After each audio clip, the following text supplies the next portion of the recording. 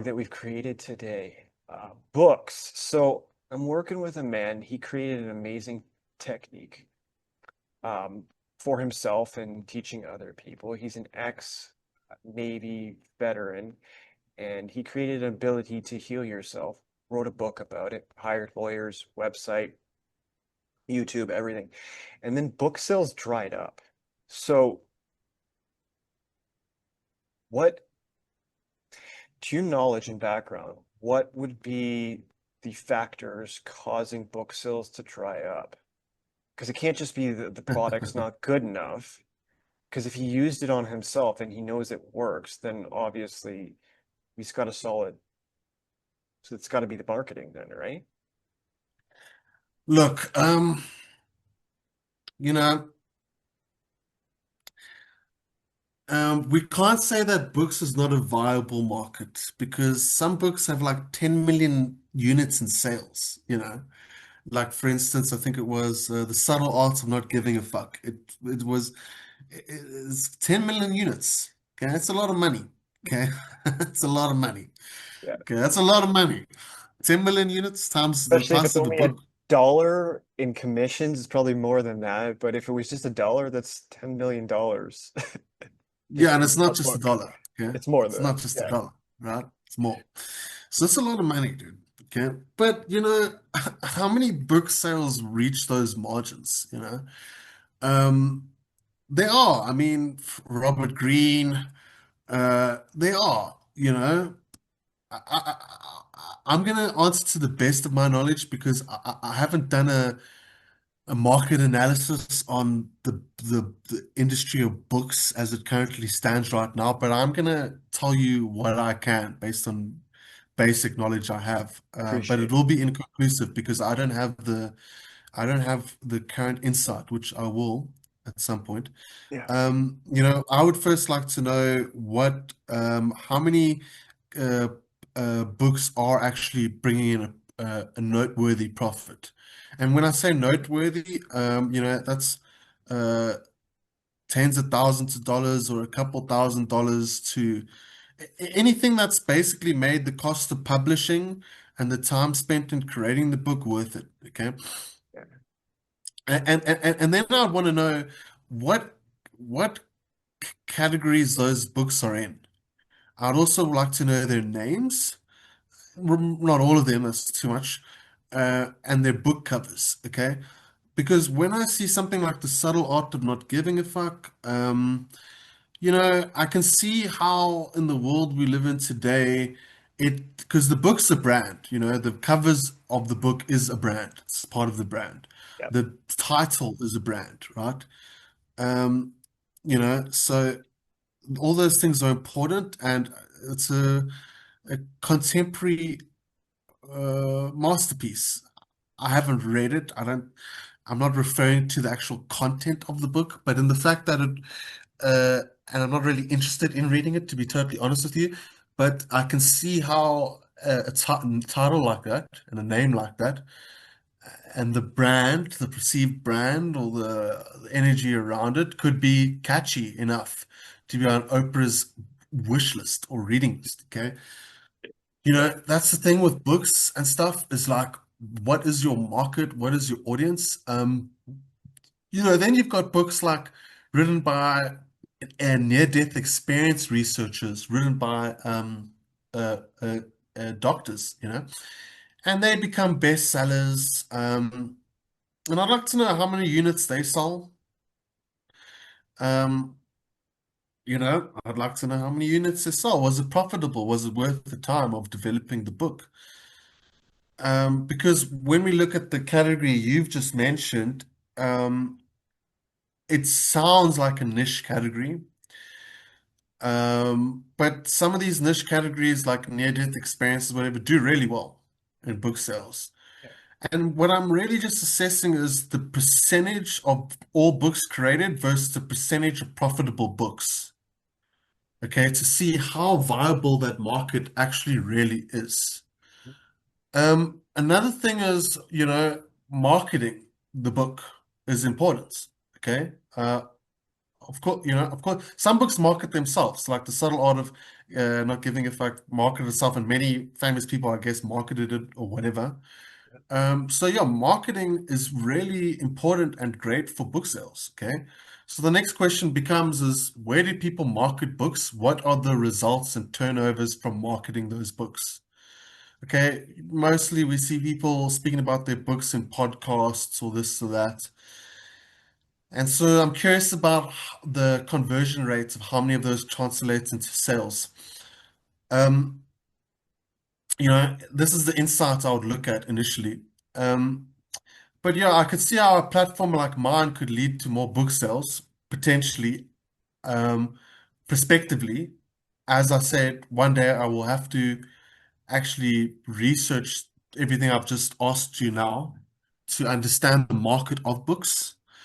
Yeah. But I could totally see how I could sell books so much more easier on my platform. Way easier, because it's in the author's profile, and the author's profile has TikTok type videos discussing elements of the book or podcasts related to it. And then there's a store page right there in the same profile that lets you purchase the book. And then other people can actually have that book in their wish list. So there's many ways I can sell books. Okay. So, you know, I would say the most common methods of marketing books I've seen are obviously podcasts and people speaking about their book, people finding out about it because we're understanding the market of book readers, okay? Because they're a specific and particular type of person who are the type of person that when hearing about a book discussed in a podcast, if it's interesting enough, are the type of person to buy that book. You know, that's who we need to know Market about. We need to research. know about those people that actually, I've never purchased a book in my life. Well, I have, but from like secondhand stores and stuff. But I've never gone onto like Amazon or I've never gone onto like, one of these sites online and purchased a book. Okay. I'm not that type of person. Okay. But there's many people out there that are. Okay. And I think just a bit off topic, Kindle was an incredible invention. I just like to really, digitize books in a very readable format. Yeah. Cool, really cool invention, figured out how to keep books digital. Um, don't really know how Kindle's doing now. I'm guessing it's got its markets. But I would need to find out who are these book buyers, and we can definitely say that these book buyers are watching these intellectual podcasts because they're intellectual people. I mean, if they're buying and reading books, they're intellectual people. Obviously. I mean, who the fuck cares about a book on a podcast and then goes and buys it? That's an intellectual person. Yeah. Okay, so and then it's like, but who also would be, because okay, you said this guy's figured out how to heal people and it works, He's and he's written a whole book on that. he's healed himself after he went through trauma, and then after that he wrote a book and just hired people to take care of the marketing and everything like that. Okay, yeah, yeah, I mean, you got to sell it, especially in that case. It's like you got to get it out there, you got Yeah. to sell it, you got to have it being That's discussed in that's why I podcasts and asked stuff. you on our phone call if part of your company has a marketing consulting agency because that's valuable with your background and your knowledge, right? It's very valuable. Yeah, yeah. Look, a book like that, every book's going to be different. But a book like that, I don't know the guy's story, but I'm just from a high level perspective. Yeah, I can see how his main focus should be to push um, to be on podcasts as a book author discussing how he's healed himself. So that involves developing a database of podcasters around the world, maybe giving them a short little highlight video of a synopsis of the author, maybe a video of him speaking about this and that, um, and discussing this in detail, and then finding podcasters who are relative towards speaking about that sort of stuff. And there's so many podcasters out there, you know. And then reaching out to as many of them as possible, developing a YouTube channel at the same time. He's got the And there's a YouTube reason for channel. that. It's You've got the YouTube channel. He's got Excellent. the YouTube channel. That's why Uh, I wanted to reach out to you. And if it's okay with you, I'd love to introduce you to him as well because I can only do so much at my level.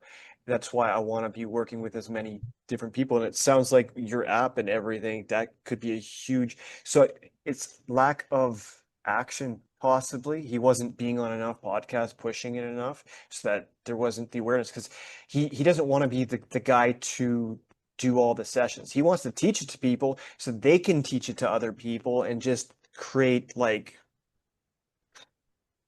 just have that massive ripple effect. It's yeah, bigger but the than thing him. is, like, if your product's not doing that initially, you have to do that. You Bingo. have to be the front man, you know.